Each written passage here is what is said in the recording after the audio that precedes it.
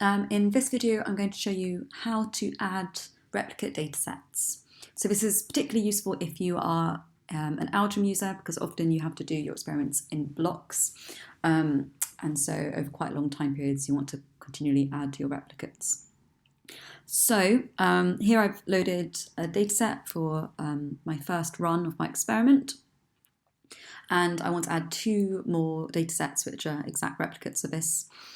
So first thing I do is I go to where I've loaded in my dataset and I select the plus button.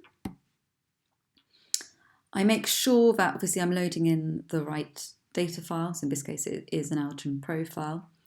I select it. Okay, I'll do my third run first. So in my third run I had this one. I'm going to select data files again, go on to my second run and find the correct data set. Here we go. So I've renamed these so I can easily find them. I can, if I want to, also select the condition files. I hadn't done it for this one, but I could have, and that would be fine. Ada will also merge the condition files and average them out as well and treat them as replicates of each other. So I'm now going to load in my 2 files, and you see they'll appear underneath my original file, which is how I'm very sure that they're replicates. Whereas if I was to add another file in, it would just look like this one.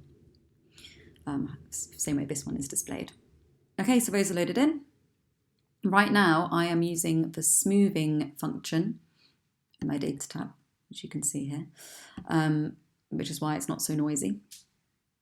But I'm going to click plot, and you can see that this shows the range using standard deviation, I believe, between the data sets. So I can check that it's using standard deviation by going to the stats tab and seeing what box is selected.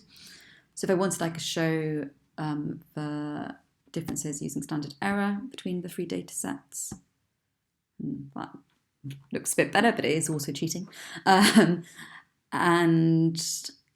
if I unsmooth the data as well, you can see it will look a bit more noisy.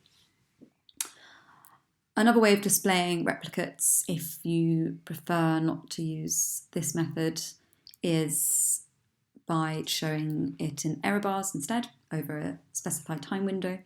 So in order to do that, you will go into your data tab again and say over what time window you want to average out the differences between the data sets. So let's do a time window of 10 hours. And here you can see in standard error what that is over 10 hours. Let's go back again to just show you what that would look like if I was doing it with standard deviation. Okay, so I hope that's useful. Obviously you can have many different data sets loaded in here and then just add each replicate file under the banner. Thank you.